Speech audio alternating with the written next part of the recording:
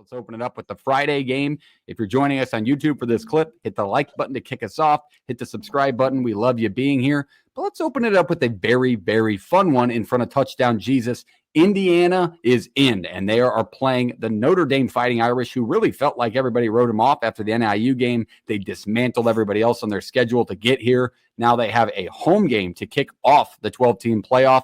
Let's break this one down from the top. This one's Friday night, 7 p.m. on ABC, and they are a touchdown favorite. Jake, break it down for us. In the words of JP, this one fires me up. I'm fired up to watch this one. I think this is the most intriguing game of the weekend. For Indiana, I think they have a tall task ahead of them, personally. Now, some people know me as maybe a little more biased towards Notre Dame. Yes. But I think when you look towards Indiana, I think they really have to scout the USC film, because the passing attack has an opportunity to get after this Notre Dame secondary. Now, people say, well, USC could have won that game had they not thrown those pick sixes. Well, they did, and that's kind of how the Notre Dame defense works. They have studs across the board, and that's kind of what they do. So that really doesn't make sense towards that argument. The Riley Leonard side of things, he's throwing the ball much better. I think the game plan, though, on Friday night is to rely on the run. Price, Love, Leonard. Those three have to get going, play smash mouth football. I lean Notre Dame because of the cold. I think I've seen it. Like, I go back to – yes, Jordan? You know they're in the same state, right? I'm aware of that. But a good point. Can you let me make my argument? I just wanted to make sure you understood that. Cut me off there. I was going to say it reminds me of the Iowa State K-State game in the fact that both teams from the Midwest, Indiana's a pass-heavy team, Notre Dame's a run-heavy team. I think in the cold, you're definitely going to be favored more towards keeping it on the ground, playing smash mouth. It's when it's that cold, receivers' hands, like throwing the ball as hard as you do, I think it's just tougher to throw it through the air. And that's where I think Notre Dame actually does take advantage of this.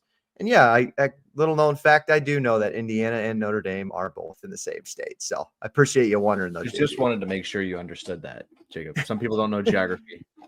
What a fun one this is going to be. I hope it snows. I just do. I don't know if it's supposed to or if it's going to, but just to get that college football feel to it.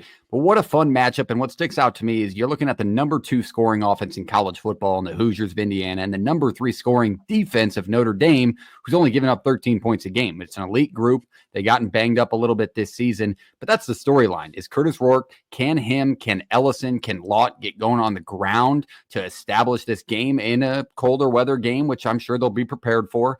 But what's the pace going to be? Are we going to get the RPO, pass heavy, get the ball out to Surratt, Indiana, or are we going to get them to try and slow it down against a really, really good Notre Dame defense? So if Indiana is going to do it, they're going to have to get the ground game going. So look for Lawton, look for Ellison to establish that game early, and that's how they're going to have to play it, because we've seen Riley Leonard have some pass struggles throughout the season. He picked it up on the back half. They put up a bunch of points, but we've seen the bad side of Notre Dame's offense, and outside of the Ohio State game, we haven't really seen a terrible side of this Indiana offense. So if they can get something going, I look for a close matchup. What do you think? What are you thinking that's sticking out to you, Jake? I saw the head tilt. Look like a dog. I don't know about I wouldn't say terrible. We haven't seen a terrible side of this offense, but the Michigan and Ohio State game, I wouldn't call it good either. I said Ohio State. I gave Ohio State as a bad side of their offense, not a terrible side. I mean, terrible is, what Notre Dame's offense looked like against Northern Illinois. We haven't seen that drastic of a game. So it just depends. I think this is the best team Notre Dame's played, to be honest with you, and it's as expected in the college football playoff. But even the ranked games that they got their wins in are not going to equal up to the talent they're about to see this weekend. So I like the Hoosiers to stay competitive. I like their experience on the outside, the talent and experience of their quarterback that's going to be put on display to the world again. And him getting banged up doesn't really scare me too much because of the injury it was. So I like the Hoosiers in this spot against the number. But what scares me is how good that Notre Dame defense is. What do you think, JP? Yeah. What does Indiana do well defensively? They get after the quarterback, right? And I think that's something that we can really look at what Riley Leonard's been doing versus when he struggled, what he looked like. If Indiana could find a way to get after him against a good offensive line and make him uncomfortable and not necessarily just let him out of the pocket and use his legs a ton. I'm talking like concealed pressure, keeps him in the pocket, makes him like uncomfortable to get rid of the football type stuff. That is going to change a lot. And I think on the flip side, you can make Rourke uncomfortable. You watched Michigan do it, good defensive line. Watched Ohio State do it, good defensive line. Notre Dame, great defensive line. And I think there's an opportunity for both of them to really just disrupt everything the offenses want to do on the other side. I think one thing to know with this game, and it kind of came to me like listening to stuff throughout the day and then throughout the week before this game, is our last real thought of Indiana is a bad one. Our last real thought of Notre Dame is like top tier stuff. So I think there's a little bit of a skewed into what we're getting in these teams. And I understand, if we're going to compare Indiana, on their faults against a Michigan team and an Ohio State team, I think you have to look at how similar Notre Dame is to them in some certain spots, but you also have to understand that good teams struggle against other good teams sometimes. That's just a fact. You watched Notre Dame do it at A&M. You watched Notre Dame Ohio State. Like Notre Dame has done it with other, like it's just how it works. So I think just if you're looking at this game and you're wanting to bet it or watch it, don't just think Indiana played Ohio State, Notre Dame has been blowing everybody out. Really step back and look at this game, because I do think they both have matchup nightmares for the other one in certain ways. I think there's a lot of weapons like USC had for Indiana on the outside to really make things happen. And I am confident that they stay within that number 2. Like I really do. I think it's going to be close. I think I think Indiana's got to hit 1 or 2 big ones just based on the yards per play and the way they throw the football. We can't just dink and dunk like an Oregon does or other schools. They'll have to hit a couple big ones, but I am confident they stay within the number just based on, we're on the road in state in a playoff game. No one thought you'd be here, backs against the wall, last showing stunk, whatever, that kind of thing. I honestly think it's going to benefit Indiana here for what happened against Ohio State to happen because of the attitude Cignetti brings to that group. Just to have them in another situation, go on the road in an environment like this, in a stage like this, like just his attitude and the way he carries that team and program that's basically revitalized them to this college football playoff berth is a benefit to the Hoosiers, in my opinion. What do you think, JT? Break down this one for us. Yeah, for me, I was looking at it through the standpoint of how are both of these teams going to win? And with Notre Dame, it's obvious. December football, home night game, playoff game against kind of a lesser brand opponent. They're going to try to pound the rock and run the ball, which they've done really successfully all year and against pretty much every team they've played all year, except for that Northern Illinois loss they suffered. And if you look at it at Indiana, what's going to be your key to winning is slowing down that rushing attack for Notre Dame. And luckily for them, they actually have like the number 1 rush defense in the country, allowing like 2.6 yards per rush and only 76 rush yards per game. And if they could translate that into this, I think that's a really scary spot for Notre Dame, because they've got like their passing offense isn't even in the top 100 with Riley Leonard. I don't really think in this cold environment that we've talked about, we're like, how is Indiana going to be able to throw the ball around? Well, what if Indiana's rush defense is as good as we think and they slow down that Notre Dame offense and they're forced to pass? I think that's a really dangerous spot for Notre Dame.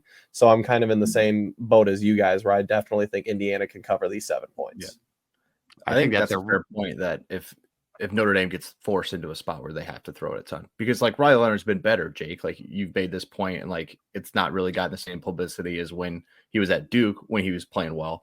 But his completion percentage isn't high. Like it sits mid-low 60s. It's not like he's lighting the world on fire, high percentage balls. Like he's made some mistakes and he's, still learning to be a passer. They've just adapted to him better, I feel like, as the years gone on. And I think he's also go ahead, Jake. Sorry. I was just to say, you brought about the pressure stuff with Indiana. I mean, statistically, nobody's better at evading pressure than Riley Leonard going back to Duke. So I think that's favors Notre Dame as well. Yeah. It favors Notre Dame. Competition based, though. Who's he evading? Right? Like, I think that hinders Notre Dame from who they've played. If you're going to talk about Ashton Tinty and basically rip the Heisman out of his hands because of who he played, we got to talk about who Notre Dame played. Why their statistics may be inflated.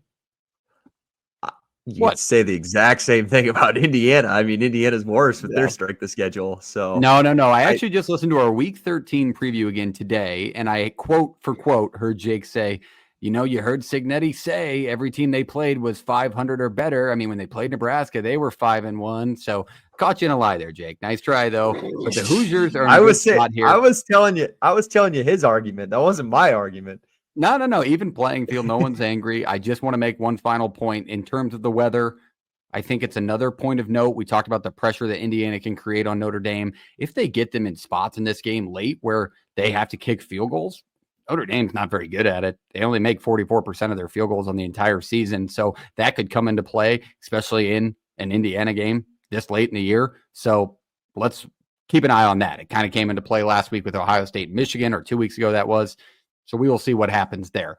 Let's finalize this roundtable style, score predictions. Who wins?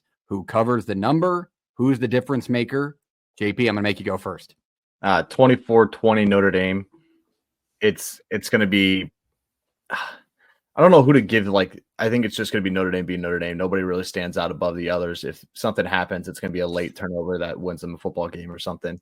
But I like Indiana to be in this the whole time. All right.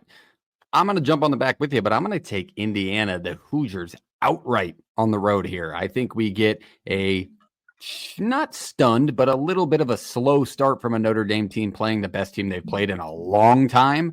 And it's going to hurt them and be too much because Indiana's played good teams towards the end of their season. Notre Dame didn't do that as much outside of USC. Right. Well, Purdue is in there, but talk about Ohio State. All their good games are that back half. I'm just giving you shit because it was the last week of the year. So it's just funny. Yes, Purdue is all right. Anyway, don't get me going on Purdue. But I like the Hoosiers outright. 21-17 on the road in this spot. I think it comes down. Notre Dame misses a couple kicks. I like Rourke's experience and the fit in that scheme, as I've said all year. So I like the Hoosiers outright to take the first round upset against the Irish. What do you think, Jake?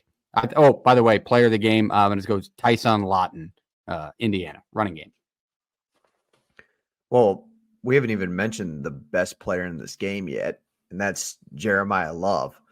Yes. To be the way he's been playing the last 5 weeks, he's a top 5 player in college football for me. Just how good he's going to be, and he's going to be a Heisman front runner next year, I think. That all being said, I think Notre Dame handles it well, running the football. 27-17, Notre Dame wins, covers, all the above. All right, JT, round it out. Where are you going with this one? Yeah, for me, if you look at the 2 games where Indiana struggled, that Michigan and Ohio State, yes, they struggled, but they were still able to slow down the run game of both of those teams. And Ohio State still bit them in the ass. But I think if Indiana can slow down the rushing attack of this Notre Dame team, I think they could be in a lot of trouble. So I have got Indiana winning this one 24-23. All right, there it is. That is the first game of the college football playoff first round on Friday night. If you're in the YouTube video clip right now, drop your score prediction below in the comments. If you hit it on the nose, we'll send you a free cap from our partner at No Rivals. We're running that for all 4 games tonight, so make sure you check out all 4 clips and drop a score prediction in the comments. Let us know who you're cheering for. We appreciate you being here, and we appreciate your viewing, but that is game number 1 on Friday night.